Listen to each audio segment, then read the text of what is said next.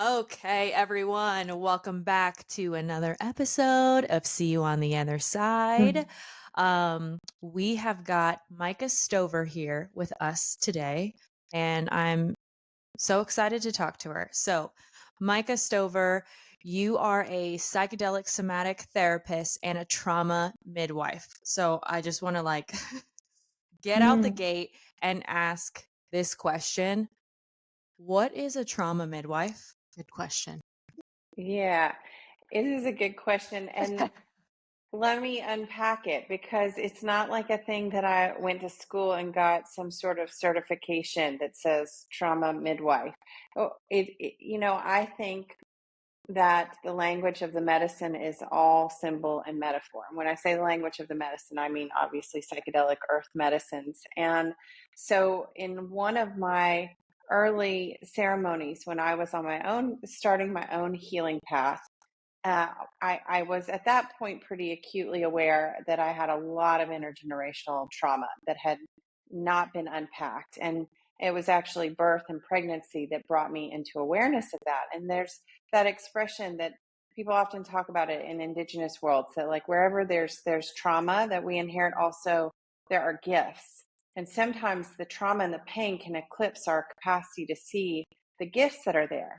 So in this particular ceremony, one of the intentions that I went in with is like, help me see, like on the other side of all this pain, what was going on with my ancestors that I want to like cultivate, that I want to also tap into. And one of the first things that really came into like my third eye consciousness clarity was that I I'm a descendant of a long line of midwives on my father's side. And at that time, there's so many fascinating parallels here because at that time, midwifery was, a kind of witchcraft. It was forbidden, illegal, and also saving a lot of people's lives. And so my ancestors, who were in like the backwoods of Appalachian Mountains in Tennessee, were, depending on who you're talking to, like the people who saved people or the people who needed to be locked up. And so I just started realizing, like, oh, the women in my lineage have always been in like this midwifery place, and there's always been trauma everywhere around.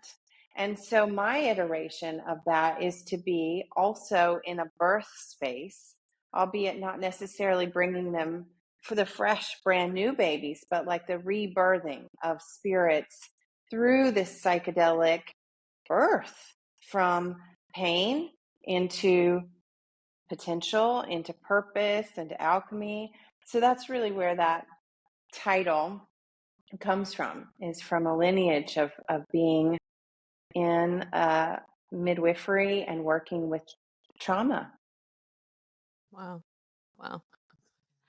I've been watching you over there I know. clipping. I'm like clipping away. And So what I do also you I wanted to say that I'm so happy to be here. I've loved finding your podcast and listening to it. And so just also want to acknowledge as we start the conversation, I'm really excited to be here. And I'm excited that you want to talk about these sorts of things because I think thank you. women really need to hear these things. Well, and we're really excited to have you here because this is we talk a lot about psychedelics. We are both mothers. Hmm. But we have not really talked about it in the way that I think we're going to talk about it today. No. And Hmm. so I'm really looking forward to kind of like diving into this new territory. Um I guess the other thing I want to ask is how would you define a psychedelic somatic therapist? Hmm. Because that's Hmm. also something I think maybe a lot of our listeners are unfamiliar with. So, Sure. So, yeah, it's a good question. So, I think one of the things that I try to bring to this world of psychedelic work is like the interstice where spirit and science can meet and not fight each other for somebody to win and be most right, but commingle and complement one another. So, when I think mm, about my work as a facilitator, as a therapist, I am like in spirit form, I am mother, I am a trauma midwife. I am read somewhere once, for those of people who don't know Ina May Gaskin, check her out. She's like the mother of midwifery. She's I have amazing. no idea who that is. Oh my God, we I'm gonna talk look a her whole up. show about that. She's amazing. Bookmark that woman. But she said something like, a good midwife is everywhere and nowhere in the room. And so I always think about that when I'm with people in the psychedelic space. It's like, oh, I'm everywhere up in that room, and also it ain't got nothing to do with me. Right. So a good midwife is Yeah. helping the labor process to not stall out, to flow, to be empowering, but also she's not inserting herself, because it's like divinity within the spirit that's going through this passage. So that's kind of the spiritual expression that I bring to the work. And then I also, I'm totally like a nerd, and I love to learn and I love to train. And so the psychedelic somatic therapist part is definitely my clinical training. It is a whole training. There's a school called the Psychedelic Somatic Institute, which is based out of Denver, and I'm trained through that school. And it's not the only modality of therapy that I'm trained in, but it's one that I have found to be incredibly um, powerful and yielding of lasting results. And I think the main thing that I'll say, just to keep it succinct, the reason why I think it's so effective is because it really works with intention to ground out these kind of ephemeral spiritual awarenesses that can emerge from psychedelic spaces, and conduit them through the somatic body.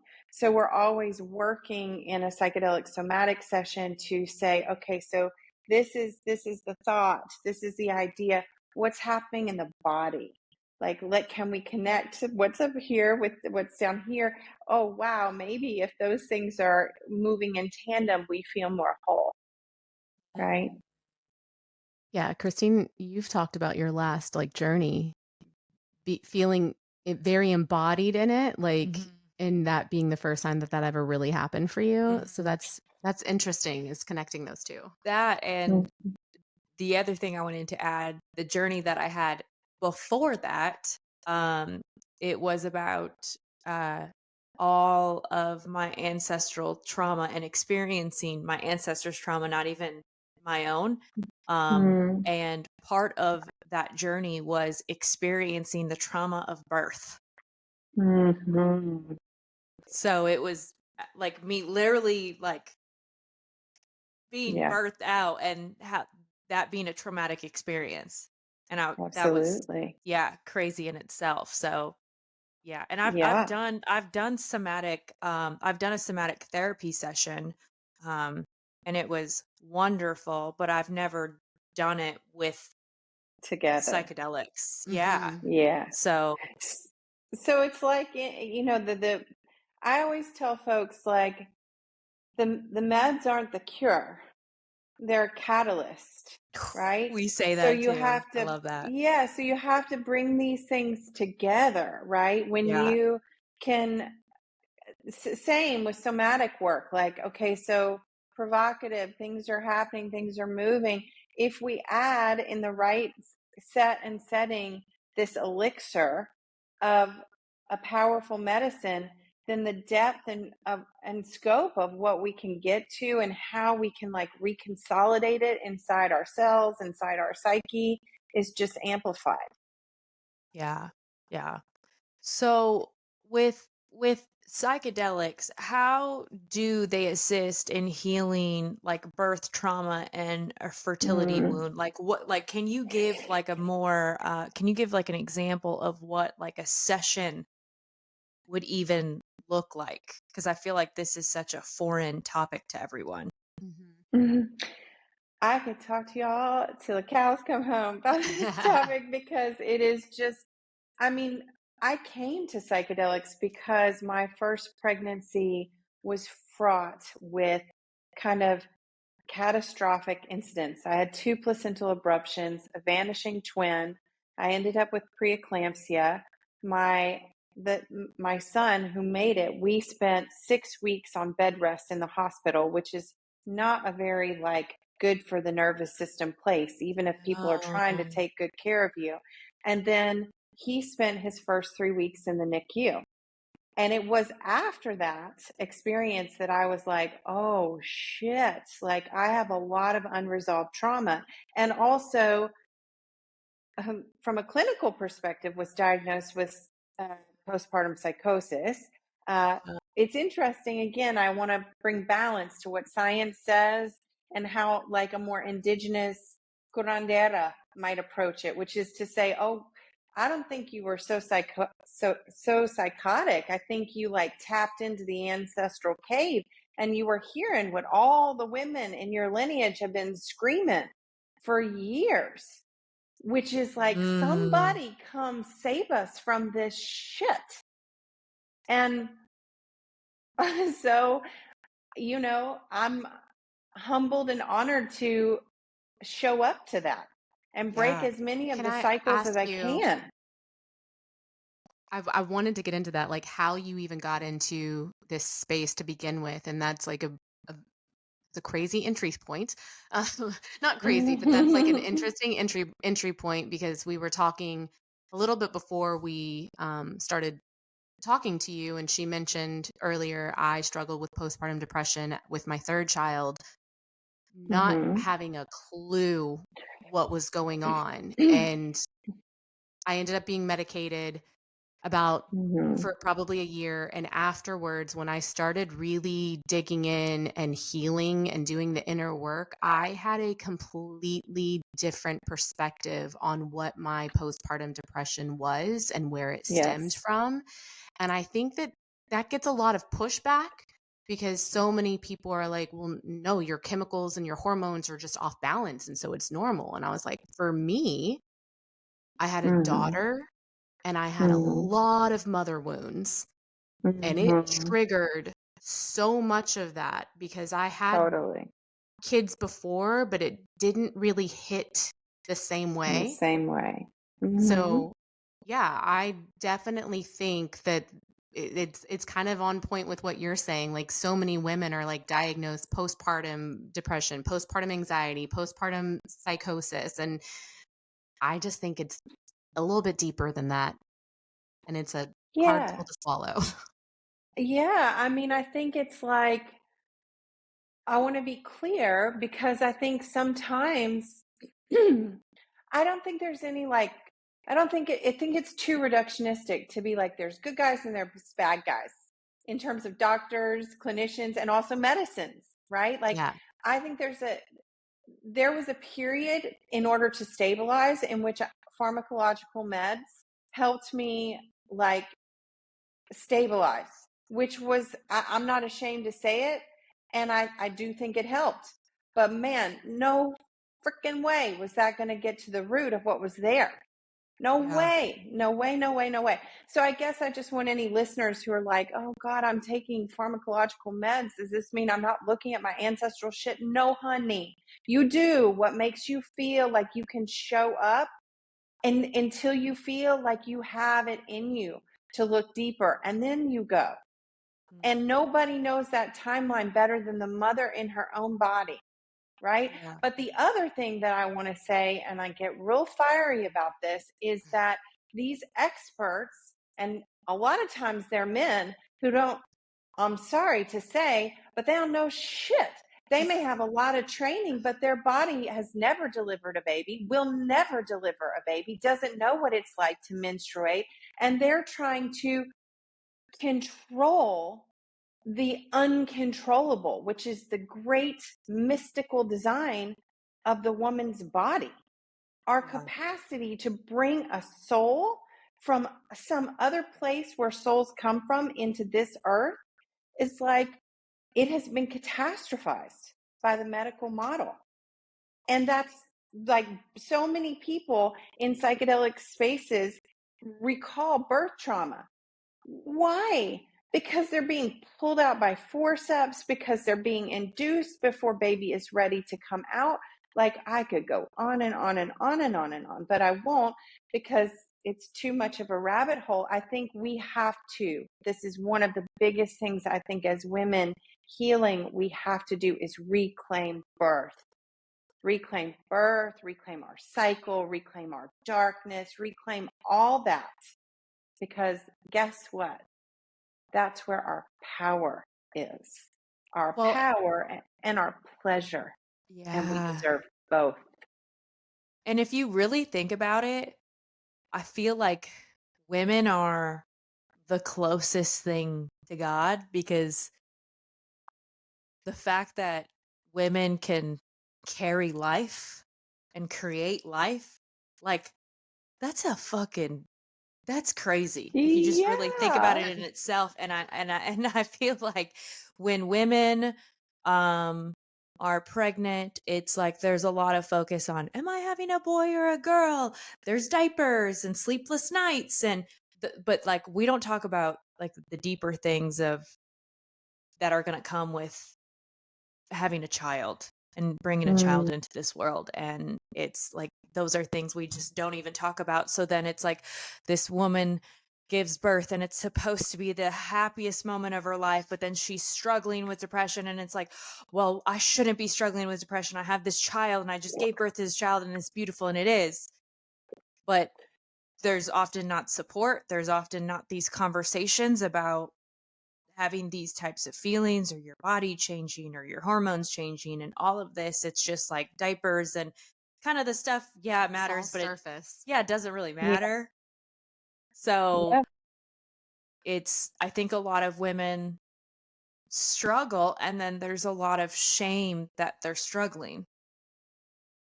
Yes. Yeah, Yeah. there's no village. Like, Yeah. where'd the village go? Like women are lucky if they get what, 6 weeks off work, and then, they've got, a couple of good friends who are available. But especially if you have intergenerational trauma, and, most of us in like a collection of a couple of generations, I believe, were raised by women who technically became mothers, but never ascended to motherhood. They remained maidens. So they raised us as maidens.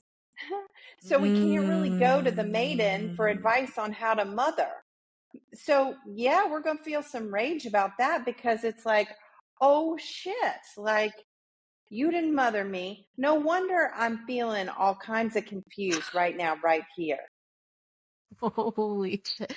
That makes so, so much sense. I did not birth my son, but when he came into our lives, I Hmm. had I owned a business. I had 2 weeks off with him.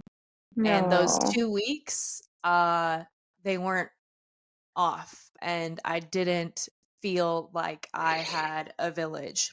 And I'm very grateful because him coming into my life is the reason why I closed my business down and started on my Mm. healing journey.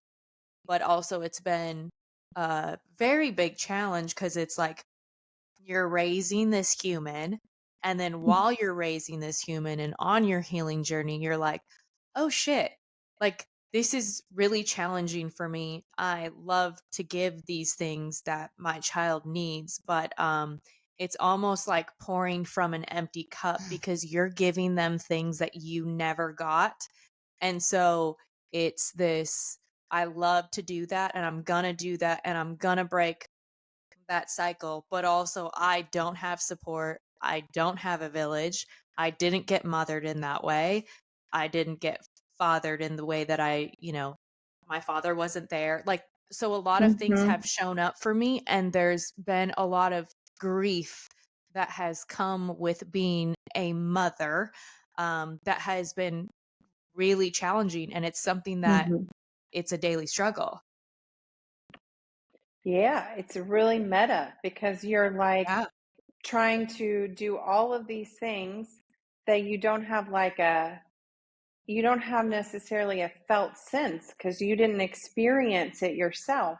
So you're, kind of building the plane while you're flying it, and then also grieving for the child inside yourself. Yeah. That's like 25 different jobs to be doing at the same time.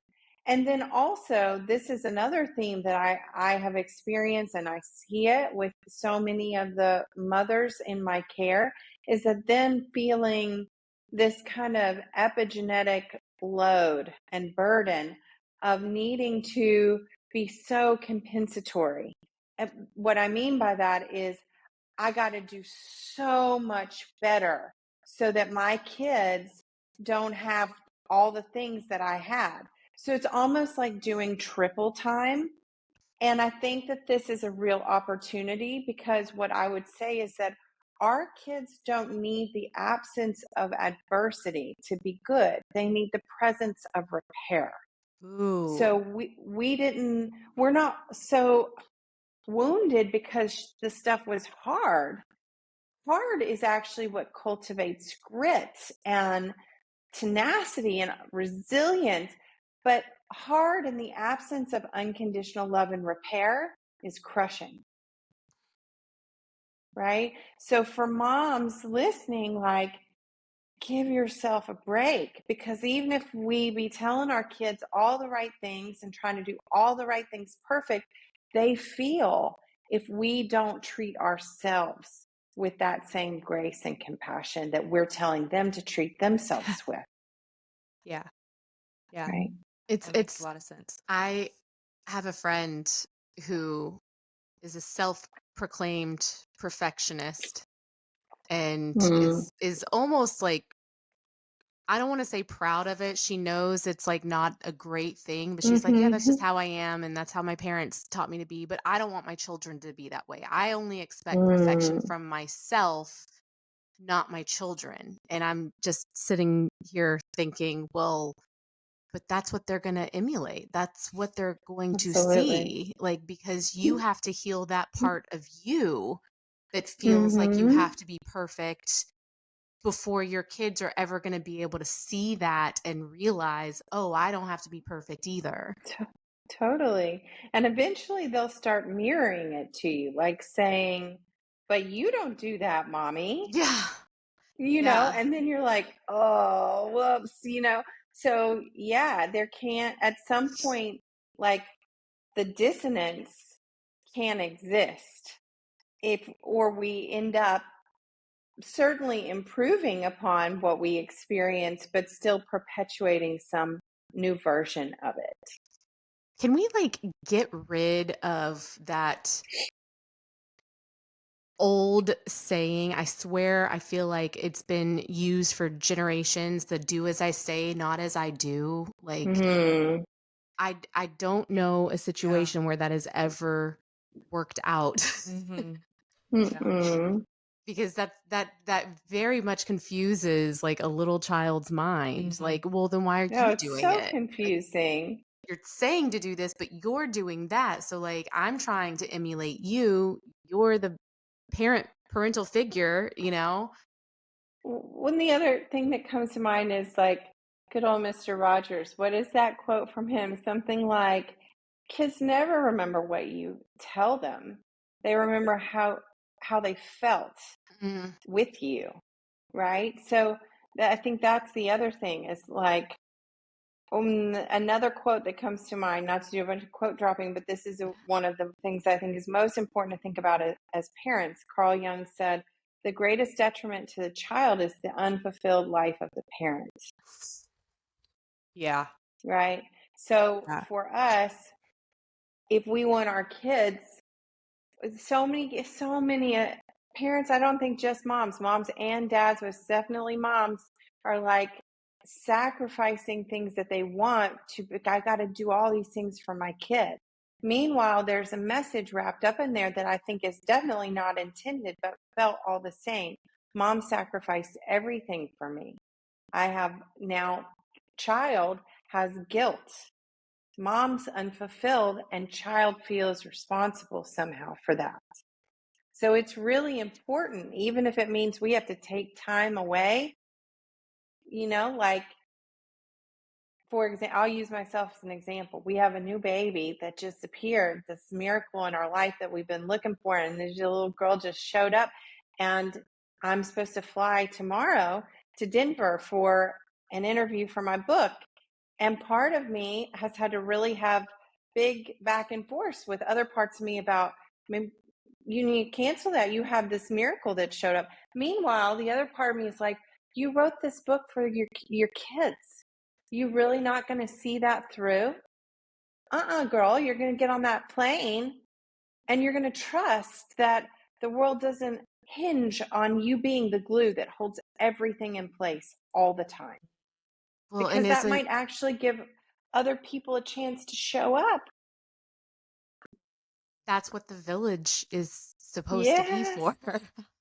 Yes. So what is your advice then to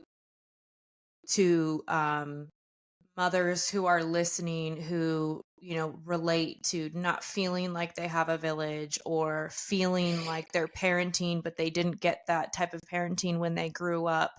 Mm-hmm. And I guess like how to just navigate that without completely losing yourself, because it's like there you do want to heal, you do want to do the work, you do want to hold yourself accountable, but it's a lot when you don't have the support, and there are many Totally. moms who just don't Don't have have it. that support. Yeah. Like, because it is, Yeah. it's like it's giving, but it's giving from like you have to fill your own cup, but it's also giving from kind of an Mm-hmm. empty cup because you're not getting the support from maybe the people who should be there, Yeah. and they're just Yeah. not. Yeah. I think this is a really good question because I do see it come up a lot that people almost feel like personal shame about the fact that they don't have a village. Like, what did I do wrong? And one of my all-time favorite books is called The Wild Edge of Sorrow by Francis Weller. One of the passages in that book says, it is our greatest grief that the village did not appear. So I'm sharing that quote because I want people who are listening to know this is not something that you did wrong. The village should be there. You didn't send them away. We are like capitalist, greedy culture has corroded the village. It's made us hyper individuated and put that like as a priority at the cost of the village. So the village is something we have to come back home to. And your village can start small with like 2 people who are conscious. That's great. That's a great start. And then it will grow from there. Like when we moved here I live in Mexico. When we moved here, we know a person. And now we have a village, but we've also been here 5 years, and it took time to cultivate that village. So I think I would also just say, remember that the village doesn't have to be huge, and that it can start one person at a time. And also, this is really important. The person in your village that has always been there and will never forsake you is the earth. So when I first got here, one of the curanderas that I love and treasure said to me, honey, one of your biggest problems is that you think this whole secure attachment injury started with your biological mom. It started with being made to forget that your original attachment injury is not knowing the earth as mother. She's home. She's mom. And she is always like here for you. Yeah. So I think that that's really important for every person I've seen actually change their life with psychedelics through healing. They've cultivated a relationship with the earth, and let that be like a pillar in your village. I love that answer. Not something that I was expecting. No, I was telling Christine, I think a lot of great gifts skipped a generation. My mamaw just passed away last month, and she left before I was like curious enough, and she had dementia. So like even in the past several years, I haven't really been able to like talk to her about the things that I really wanted nothing to do with as a teenager and as a young adult. Like I didn't want to know how to raise chickens. I didn't want to know how to make bread. I didn't want to know how to live off the land. Like that was like so unappealing to me. And then since like this healing journey, I want to learn how to make bread and I want to learn how to Mm, garden. And she had such a beautiful green thumb and could do anything. And I am like mad that I wasn't curious enough, you know? mm, But again, like that's like kind of the earth being your mother. Like that wasn't instilled in me. That was not something that was mm. taught to me. Like my mom kind of went away from that too. Like, oh my God, ew, we're not raising chickens. We're not living on a farm. We're going to live in the city Right, where everything's convenient. And I just learned right, that. So, right. That's that whole modern movement, like, and it took us away from this, like this idea that evolving is about remembering, going forward is about going back. And I also just want to say to you that, like, you're epigenetically have all that stuff your grandma had. Like, the eggs of you existed inside her body. Even if your mom didn't teach you, it lives in your DNA. So if you want to know it, just just open it up. that's interesting. I'm like getting all emotional now because um I have like reconnected with my mom in the past few years and she does garden now and she never did this when I was a kid. Like I Hmm. had to tell my husband this the other day cuz I'm like this is not the mom I knew, by the way. Like my mom didn't Hmm. make food from scratch. My mom didn't have a garden. My mom didn't live off the land. Like that was not what we did. But I like she's coming next week to stay and I'm like, "Can you help me learn how to garden?" Oh, how So it's just beautiful. it's I know that's like a little off subject, but it's like, I think we've been so far removed from all of that. So it's just Totally. it feels good to like go back to it and Yes. feel like some people would probably think I was going crazy because I did not used to be this Hmm. way. Hmm. Hmm. I mean, I think sometimes when we break away from the myth of normal, Gabor Mate's book, then people who aren't, when we unsubscribe to that myth of normal, mass consciousness may say, "Oh God, what's going on with her?" And I'm sort of like, "Peace out. You guys Yeah. keep paying your fees to be part of that club. Just not looking so happy over there." Yeah. How do you go back to the real world though? Like Hmm. genuine question, like when you're working with people who kind of start to feel this like pull back to what our ancestors did and the way that they lived and I'm not even talking about like just farming. I'm just saying in general, like when we start to go back to that, like and then you see the world around you and you're like, "Oh, it's just me? Okay. All right." And it's not. I know that, but like a lot of Hmm. people feel alone in that. Totally. Totally. I mean, okay, so concurrent themes like the village, like as we cultivate our village, even though we look around and the world is like sick, I would say there's a lot of dis-ease in the world. We got like our growing village and our connection at our root chakra to the earth as our like umbilical cord to source. And it's like, okay, you know, this is hard, and I feel like on the margins, but I feel somehow still better on the margins than I did when I was in the center of that myth, Mm. right? Yeah. um yeah, and I do think it's also like a detox process. Like, if anyone has ever gone through addiction or loved someone who goes through addiction, that detox process is gnarly, you know? Like, when we moved to Mexico from, we lived in Portland, Oregon before, and in those first 6 months of being here, I felt like I was detoxing the myth of normal culture. Like, there's no mail, there's no Amazon Prime here. I mean, there is, but Amazon Prime is like a week.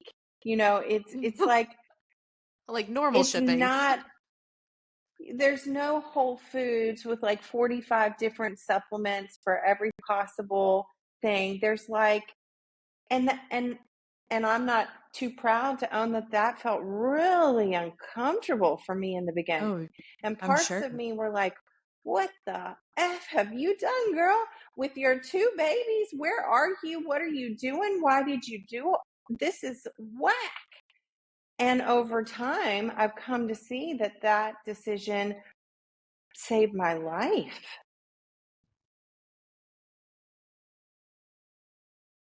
That's huge. So for people who can't move to Mexico, No. Yes. which Uh-huh. it's funny because It's crossed my mind. yeah, me too. Mm. My partner and I have talked about like, well, what if we just like move out of the country? Like, how does that Mm. look? Like, we don't feel like we have support anyways, but people Mm. who are here and just, Yeah. how our society is, like, what does session work with you look like? Like, what types of Mm-hmm. psychedelics do you use? Like, Yeah. fill me in. Yeah.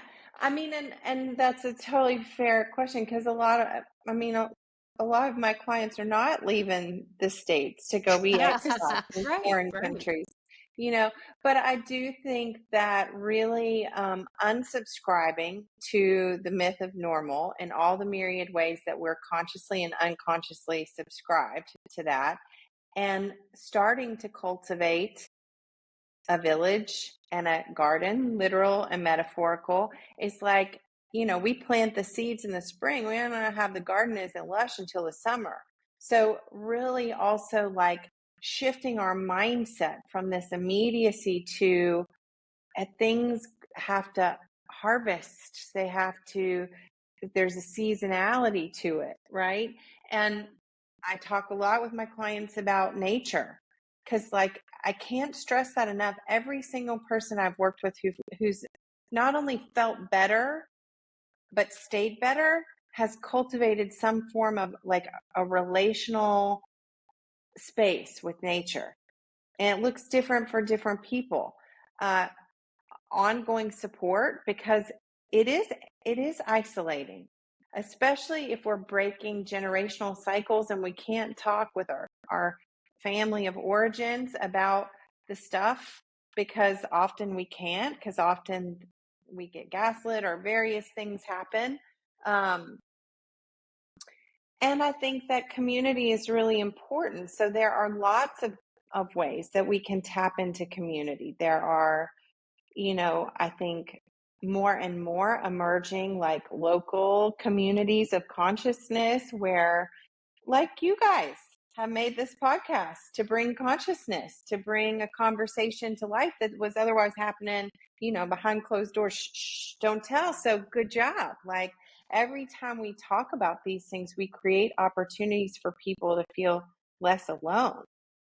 Now, to answer your question about medicine, so I, it is like my philosophy, I guess, if we could say it that way, on medicines, is like part of in indigenous culture, they talk about right relationship with sacred medicines, right?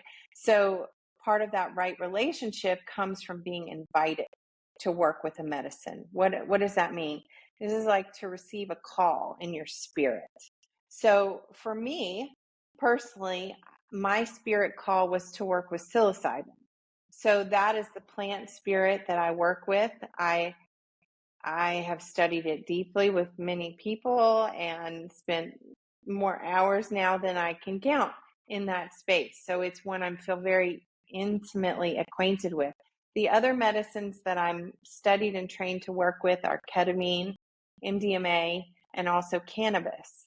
And one of the ways that I think about it is like plants are spirits. They're sentient. They have like a higher intelligence of their own because they're living creatures. Where, say, ketamine or MDMA are medicines. Spirits can be medicinal, but they don't necessarily, in and of themselves, have a higher intelligence.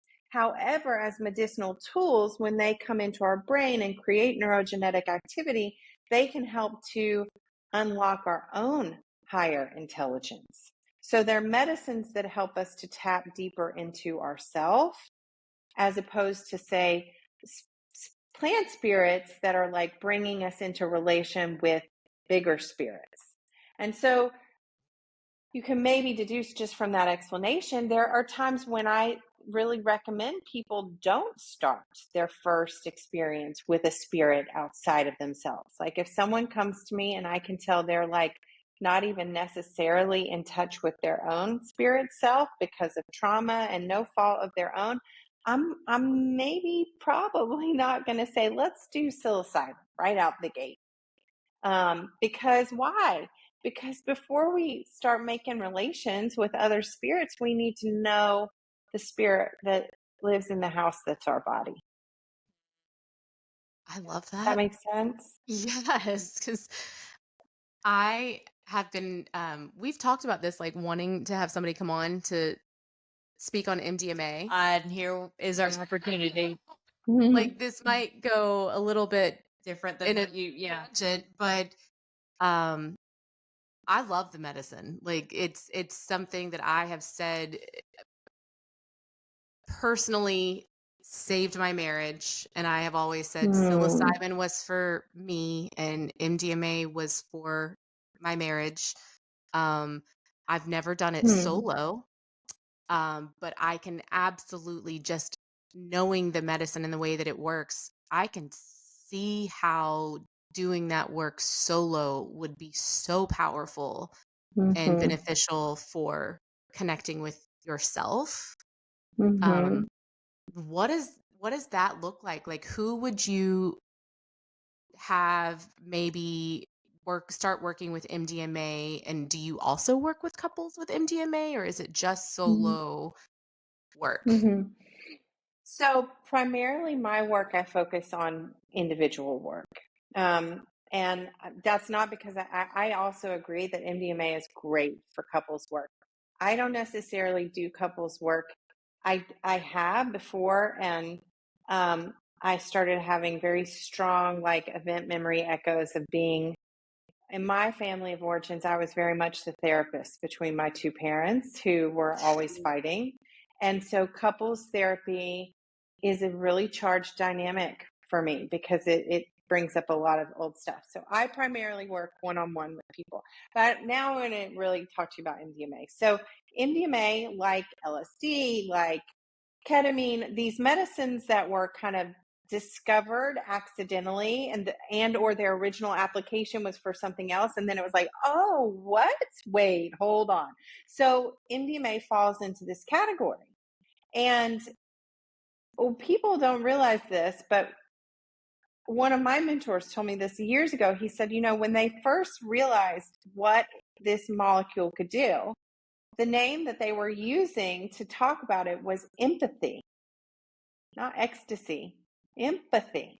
So What? this is so important because when I think about MDMA, this is its superpower, is that it evokes empathy. And so certainly we can understand how that would be relevant within the context of couples, right? Because the inner kids are fighting with each other. So then we have empathy. Oh, I can see your inner kid. And da, da, da, da, da. Well, we also need that with ourselves because there's so much judgment that we feel, right, around like if we have perfectionist tendencies or if we felt like we had to be perfect in order to be loved, in order to be accepted, then we're often going to be, I mean, I'm out myself, so hard on ourselves. So for someone like me or someone who resonates with that, MDMA is such a powerful medicine of actually helping you see yourself through that lens of like, wow, not so much judgment, but let me just empathically look at who I am. It's just powerful. So my last journey, I did mushrooms with MDMA. Which we should probably say we do not recommend for anybody who is like just beginning and doing this on your own. Please don't do that. Yeah, this is Yeah, we're three fives. We're experimenters. And Mm, so yes, I did this. And I grew up with an absent father, and my other parent was a single parent, and so I've had a lot of compassion for her because of that. But mm, she was incredibly neglectful, and mm, I internalized that and would try to do things to be seen and overachieve to be seen. And so now I'm now realizing, like, 36 years of being incredibly hard on myself and putting a lot of pressure mm, on myself. And so with this experience, this journey with mushrooms and MDMA, like, my ancestors showed up and it was all about, you don't have to do to be seen, you just need to be, and work on that. But the MDMA part that came in was, it was like, okay, so here's this lesson that I just gave you, and but now you're actually going to, like, embody it, and you're going to be in your bed, and mm, you're going to feel what it means to really love yourself, and embody that. And it was mhm, very wonderful. It was incredibly profound. Like, I came out of it and I was, like, laughing and smiling.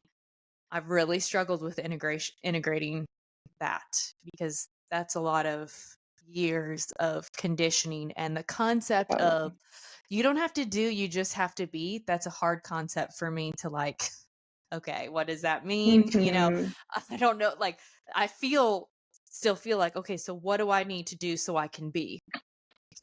Right. right, What do I do to be? right. Yeah, how do I do? What are the steps that I need to do to be? So that's been a little bit harder for me, and I don't even know where I was going with that, but I guess where I was The going is the empathy. MDMA part was, I really got to, like, embody that empathy and that compassion for myself, Mm, and just being okay with who I am in that moment is mhm, something where, outside of MDMA, it's been a little bit harder for me, for sure. mhm. So Yeah. that was the first time I had ever done MDMA solo, and I can only imagine, like, doing solo work with that, how one could Impactful. really develop some empathy and love for oneself. So maybe I'll be calling you later. I know. Mm.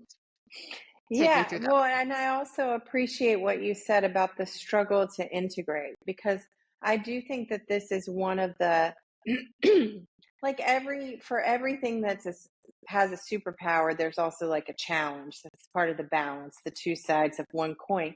So MDMA, like, part of the science of how it's working and achieving the effects is that it is like putting a salve on your amygdala, and our amygdala is our fight or flight response. And so we don't just go to the response, react place. So Yeah, in that calmer state, we can see all of these things, but as the medicine wears off, the amygdala is like, I'm back, I'm ready to do my usual right. deployment. So do do do do do. And so I think, I mean, it's worth mentioning because there's a really big thing happening with MDMA right now in the psychedelic world, where the FDA, I mean, everybody was like, this is going to This is be the year. approved.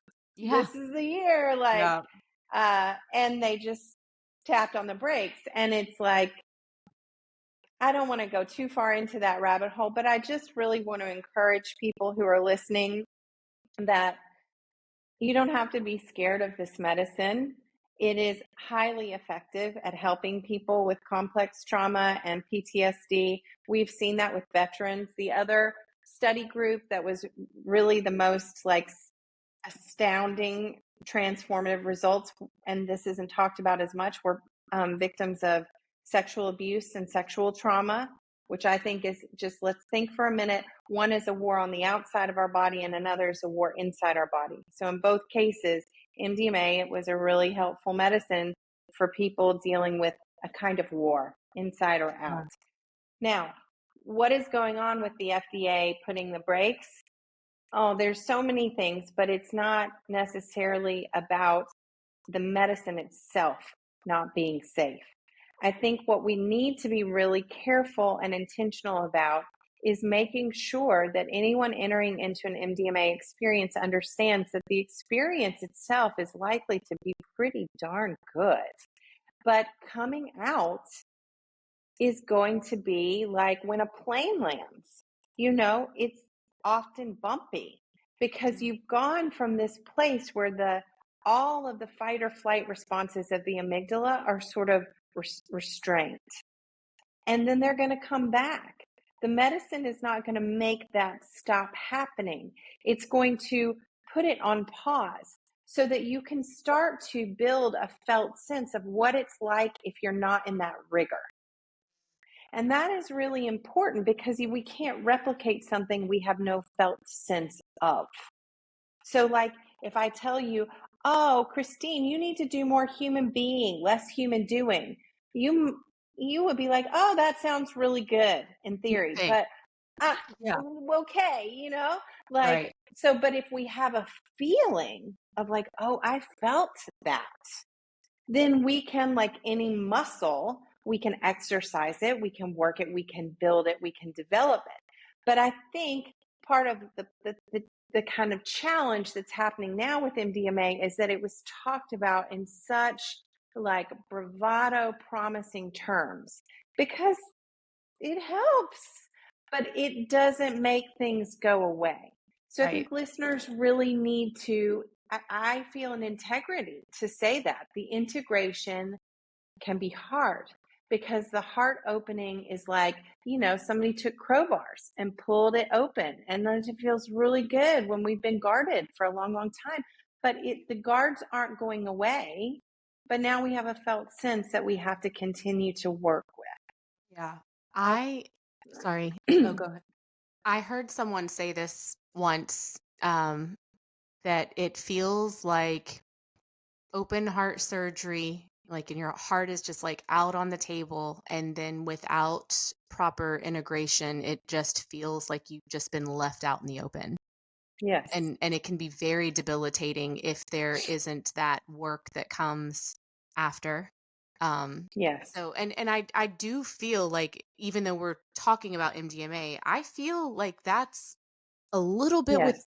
all of the medicines Hmm. that we talk about Totally. on this podcast. Like, this is not a you do it and you feel better. There is work, and it is heavy and deep and dark sometimes, and it is an integral part of the process of getting to that other side. Like, you can't just come out of it and be like, "Oh wow, that was beautiful." Like, it's going to get a little heavy and it's going to test you. Yeah. Totally. Well, I was People gonna. people Oh, are go ahead. often. No, you go ahead. Well, I was just gonna say that that I have struggled to integrate this journey. I did this journey in June, and the integration has been harder than other journeys that I've integrated. Like I felt like before things clicked, this it clicks, but again, embodying it and like that's been a little bit more challenging. Um, but like I am okay with it, and I've been like giving myself some grace that this one is going to take some time Right. and some work and also some like a lot of the things, a lot of the journeys before I was like, okay, this is what I need to do, this is what I need to do, this is what I need to do. Or now I'm like, yeah, I'm gonna kind of not commit to anything. And Mm. if something feels good, I'm gonna do it. And if it doesn't, I'm gonna allow myself to have rest. So I think a lot of like how my brain works was like, okay, this is a problem. This is what I need to do for the solution, Mhm. where this one has been like, you don't really have to do anything for the solution. I think you just need to work on, being conscious of loving yourself and giving yourself compassion, giving yourself grace, giving yourself like permission to have like a high day and a low day. And there are days where you may feel motivated to do things, but there are maybe days where like rest is part of that day. And that Mhm. is okay. So I think it just has looked a little bit different because it's been more of a place of less doing and giving myself Mm-hmm. more love and just compassion, Yeah, whatever step I'm taking, or if I'm not doing anything at all. totally. I mean, so if the message or the lesson, however you want to think of it, was human being, not human doing, then I would say your integration, if you're doing more being, less doing, you're probably exactly doing what you should be doing. And Mm, also, again, myth of normal culture wants to say we do. It's a lot of mm. human doing. And so it's going to be like disorienting to suddenly not have like an action plan, you Yeah, it know? feels And uncomfortable. It does. that's that's part of the healing, I think, is like deconstructing that whole mindset. Is like, again, that's part of the remembering how to just be. How do I be and not do. And I always tell people, the bigger the lesson, like, folks, when they have a really, because all ceremonies, I think, are magical and important. And if Yeah. we've had enough ceremonies, we know that every now and then there comes one and it's like just a doozy, it's like 10 ceremonies in one. We learn a lot of stuff. And people are like, often will feel, oh, this is going to be the one that everything's different after. And I'm like, careful with that. This is Yeah. going to be the one where integration feels like a holy shit, because there's so much you have to kind of carry back, like, and part of me wants to go back to the like original theme of birth, so it's like, how much, it's like labor, right? Like, how much effort is it to bring a spirit through? And also, does not even have to be through the channel of our body. Like, adopting a child is a different kind of bringing a spirit through. Like, integration is like this, like the ceremony, this information comes through from the other side, and then the labor is like learning to live it, make it walk in our life. Yeah. Yeah. Can we touch on this is another thing that I've heard a little bit about from some of the older MDMA trials. People Hmm. who, and maybe I should add a trigger warning to this, um, people who have struggled with sexual assault or rape Hmm. or something similar, um, it can be incredibly difficult for them to put themselves in a state of vulnerability, especially with these types of medicines. Um, Hmm. what would be something you would recommend? Because I'm just going to say, for me personally, if that was something that I struggled with, I would have a very hard time sitting with sitting with a man. I I Hmm. I feel like Yeah. there would have to be a lot of trust built before that ever happened. And so, Christine and I, like, I really only work with women for that reason, Uh-huh. So anyway, I guess my question is, like, how would you work with someone who struggled with something like that, and the consent and the vulnerability? What does that look like? Very carefully. And as a survivor of sexual trauma, uh, I like have a really intimate understanding of this, not only from a like training theoretical place, but from a like this, I know this inside myself. And, I didn't work with a male therapist until 5 years ago. And I was well into my psychedelic journey before that even felt like a viable option. Um, and then it felt like, oh God, if I'm a mother now, I'm a mother of two sons and a daughter. But at that point, I had two sons.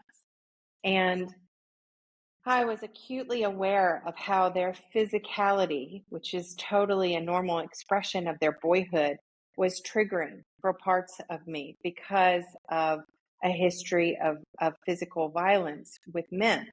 And so it came to me like, I need to find a male therapist to work on this with. But that was, okay, so I'm 45 now. I was 40 and I've been on this path already a long time before that. So I think you move into that slowly and when you feel ready, and then you vet the shit out of that person to make sure that you feel like this person, just because the person has a title, just because they are a shaman, just because I don't care. And like, it doesn't matter. It's how your nervous system feels when you're in the same space with that person, right? Like for me, the person who I ended up working with, he's a host of a well-known podcast.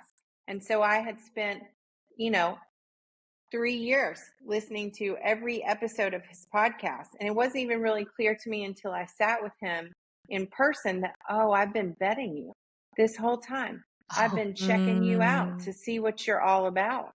So by the time I got to be there with him in person, my nervous system already had done a lot of assessment of him. So I think that this is really important for survivors, is a lot of assessment well before you go into medicine work with anyone. And when I'm working as a therapist with people who have this in their history, we don't start with medicine too soon, because there's this thing that we haven't talked about in clinical terms. We call it transference.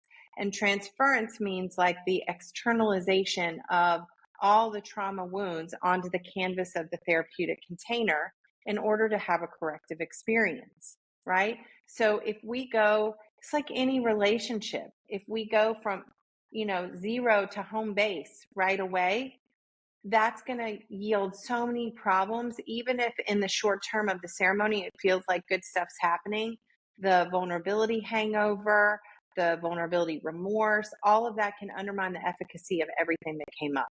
So go slow. The other two things I want to mention here, because it's a really important topic that you're raising, is that sadly, tragically, there is a lot of violating behavior happening in psychedelic spaces. And we need to not shy away from talking about this, because people can get really hurt here because they're in altered states of consciousness. So there's a great resource called The Wheel of Consent, which is written by Betty Martin. There are classes on this. I encourage all clients and certainly people who are practitioners to familiarize themselves with this work, because it has so much to do with how we navigate touch within altered states of consciousness. I'm of the belief that we really shouldn't be putting our hands on anybody. Like, if I'm looking at someone and they look like they're struggling, my maternal impetus might be to want to be like, oh, honey, no, ma'am, that's my shit. And I need to remember everywhere and nowhere in the room. So instead of yeah. defaulting to touching them, because I don't know if that's really what they want, and they might not even have the like cultivation of their voice to say no if they don't like it. So the first step is to acknowledge, it looks to me like you're having a hard time. Am I reading that right? How can I be of support to you now? Like, I might say, I'm going to put my hand out. And if it feels like it might be a comfort, you can reach for it. I'm not putting my hands on anybody, because we have to be so careful. There are people out there who are instructing patients and clients to explore reparative touch. This is whack, wrong. No. That's kind of why I started going down that road. I listened to a podcast that was very much the dark side of Mm-hmm. this space, and how it can absolutely like re-traumatize, and it's not always, it's like exposure therapy is what they call it, but it's for sexual trauma. But it's not like, it's like, let me put my arm around you and how safe do you, stuff like that where, and in this podcast, it didn't do the clients or the patients any good. It honestly like made it worse. Made it worse. In Yeah. my mind, exposure therapy is real, but geez Louise, like baby steps. Like, Right. so exposure therapy, have a client who, and this isn't just one client. I've had many clients who, when the medicine comes on because of the nature of their trauma, they're like, I can't handle this vulnerability. Can you leave? Okay, so I cannot leave. No, I cannot leave you. You're in an altered state of consciousness, and it's a moral imperative that I stay here to ensure your safety. However, I want you to have the corrective experience of feeling like your boundaries are listened to, honored, and respected. So let's figure out how we can achieve that without me abandoning you in a vulnerable state. Sometimes that's looked like I've had clients say, will you turn your chair so you're not staring at me? Absolutely can do that. So I had one person who said, I want you to go all the way to the door. Can you just sit your chair in the doorway? Absolutely can do that. And exposure therapy is then like with them leading, I think it feels safe for you to come closer now. Or if I have the sense that they're trusting me more, I can ask, what do you think it would feel like if I got a little closer? Are you open to try? Okay, I'm going to scoot 2 inches closer. Sometimes people are like, I like that. Will you come closer? Yes, I will. Yes, I can. Sometimes people are like, get your energy away from me. Great, I'll do that. This is actually corrective therapeutic care in exposure therapy, where we're letting people find their yes and no inside their own body. Yeah. Like they're leading it. Yes. It's Yes. been hard because we have learned, and I'm grateful because I think a lot of people message us because we're a safe space for them to just talk and ask questions. But a lot of people have messaged us saying that there are male and female facilitators that are local who have um had sexual behaviors with the people that Hmm. they have been guiding. And like I'm also somebody who, grew up with a physically abusive father who has also been raped and has trauma with that. And so I can't imagine someone taking advantage of me while I'm under the medicine and what kind of damage that can do, which is why we have this podcast because we really want to, bring education and harm reduction to our listeners so Yes. these things don't happen. And I hate that we have to have these conversations, but unfortunately we do. Um, so it really is so important, like who, Hmm. Gotta highlight the good and the bad. yeah, like who you Absolutely. are doing this medicine with and making sure they really really are a safe space and you are having these types of conversations with them. Yeah. Totally. I think So, it's two things just to recap is like really trusting one's intuition. How do you feel when you're sitting with the person? Because they could have all the credentials, they could come from 20 generations of healers, but if the person doesn't feel a yes in that relational space, then it's a no. And it doesn't mean yeah, the person's bad. It's just we have to start the healing by listening to our intuition, right? And then the other piece is to go so slow, like yeah, no hurrying to the medicine experience, like really taking your time to see if that initial sense of yes or no, does it hold up? And also last thing is I always encourage people to ask practitioners when you're like try, trying to find the person you want to work with. Talk to me about how you handle touch. Talk to me about the hardest medicine session or client experience you've had. And how did you handle that? How did you navigate repair? These are really important questions for people to feel empowered to ask. yeah, yeah. No, I agree. I'm glad we touched on that.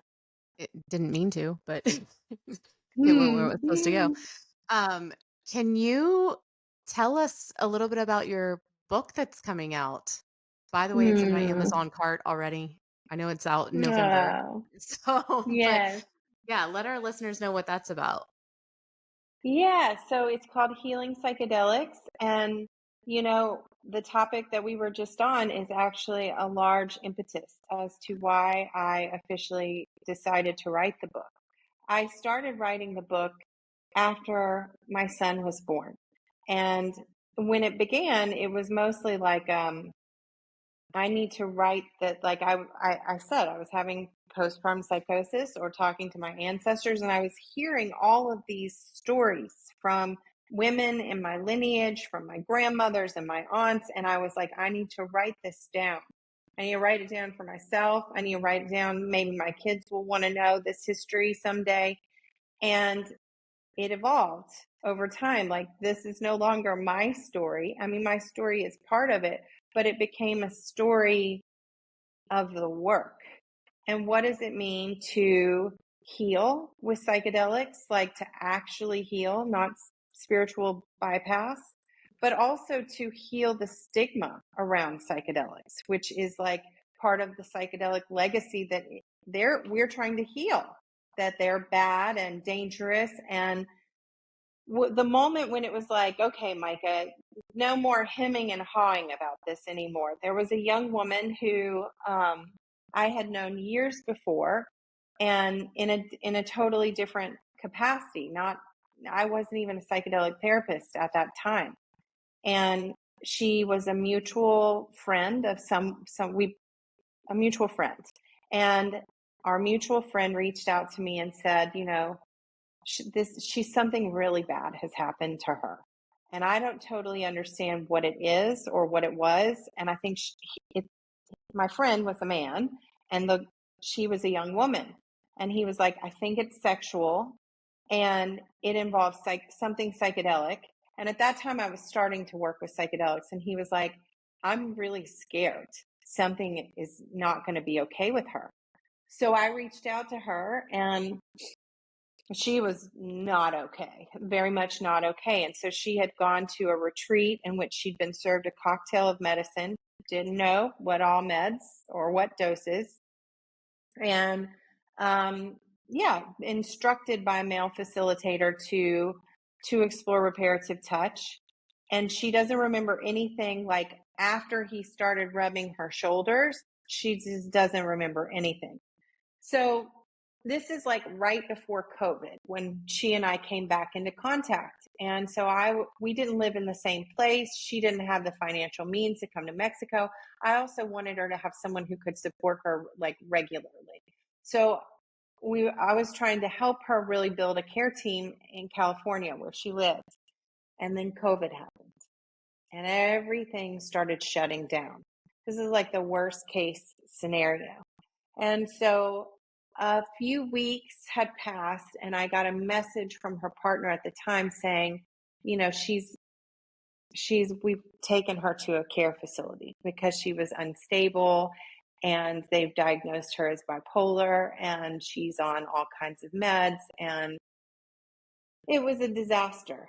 And to not go into all of the gory details of this story, that young woman ended up committing suicide. And I yeah, I don't feel responsible for her leaving, but also I feel a commitment to her and to the integrity of this work, because she's not the only story like that. And people need to know that this goes on. We don't need to just sit around all day talking about the magic.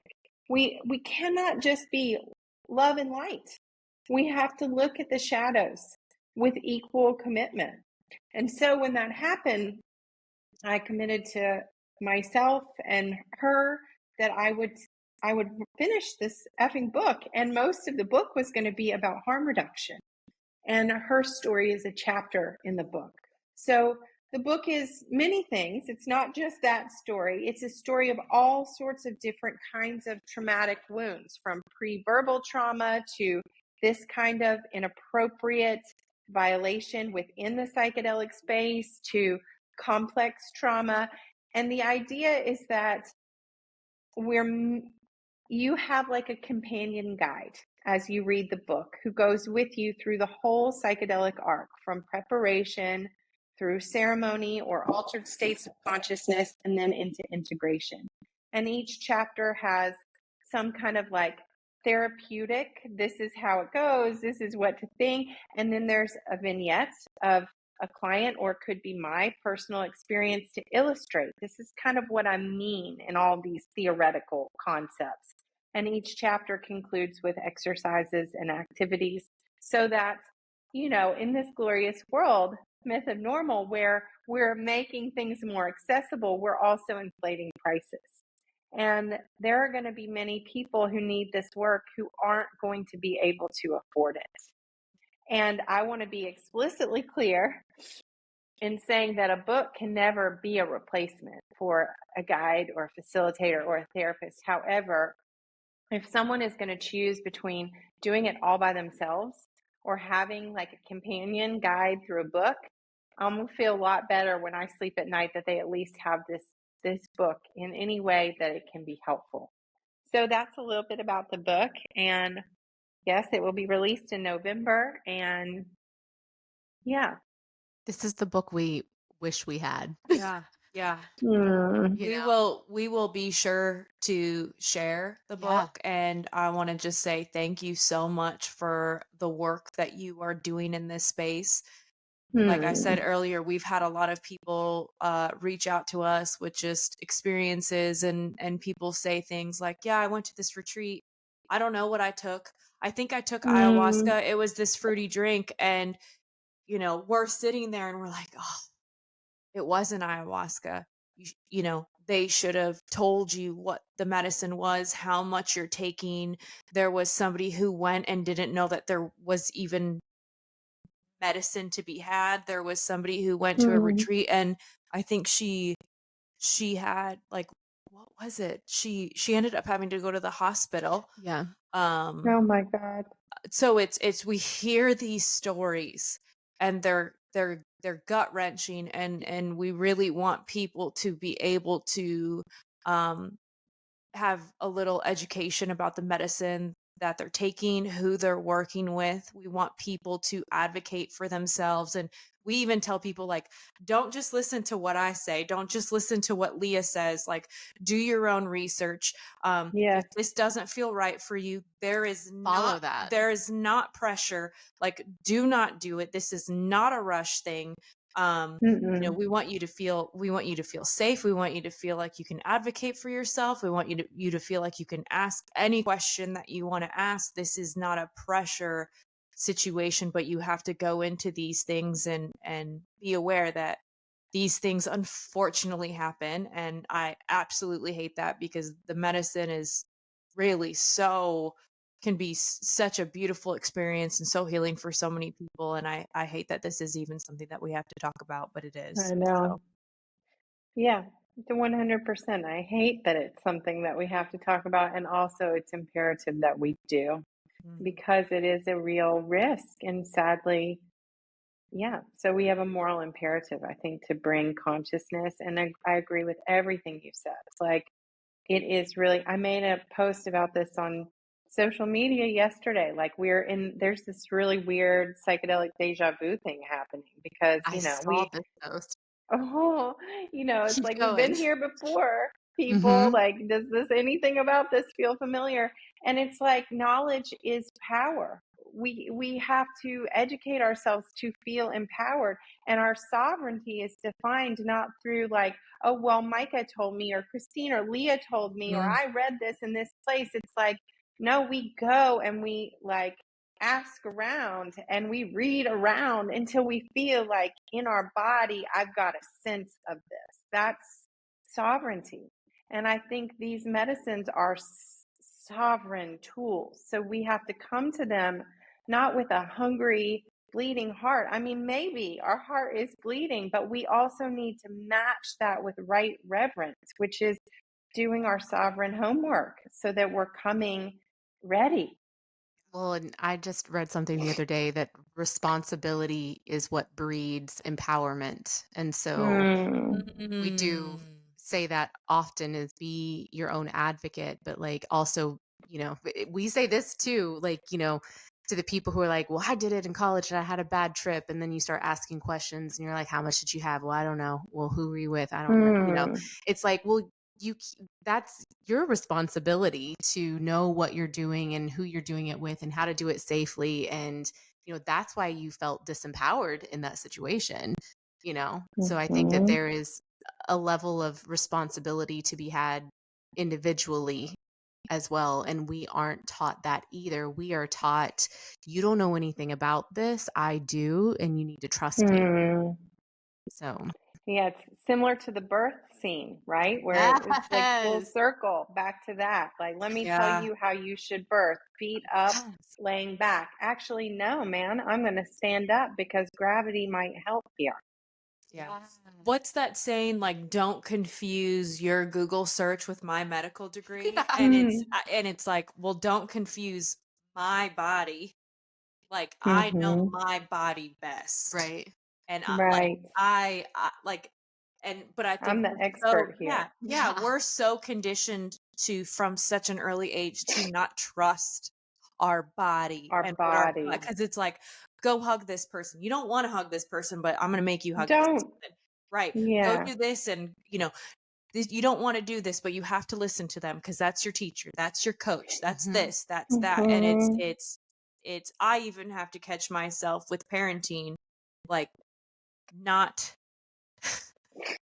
doing that with my son and letting him have his own autonomy and trusting Yep. himself. And if he doesn't feel like doing that, not pressuring him, and letting his body speak. And yeah, so Totally. This was such a good talk. I know. We had a Mm. whole list of questions and We do that. We have a whole list of questions, but we really have realized that we like speaking organically yeah. and from the heart. Yeah. And yes, we have ideas of what we want to talk about, but we also want the conversation to just flow and it be really authentic. And So we talked a lot about Totally. a lot of things that we've never touched on before. yeah. So that's, I think, exactly what was needed. But the So problem Oh, is like good. we could talk to you for probably another 2 hours. Ah. I think I could too. yeah. All right. Well, group chat later. You're gonna help us move to Mexico. Mm. And Yeah. solo MDMA. Yes. Hmm. So we will link your up and coming book in our bio and the show notes and how to find you on Instagram. And we hope all Thank our you. listeners can connect with you in some way because today was beautiful. So thank you for everything that Hmm. you're doing and for the conversation. All right. So And honored to be here. Thank you both for sharing the space and letting it flow and just be beautiful. yay. And to all of our listeners, stay curious, be open, and we'll see you on the other side.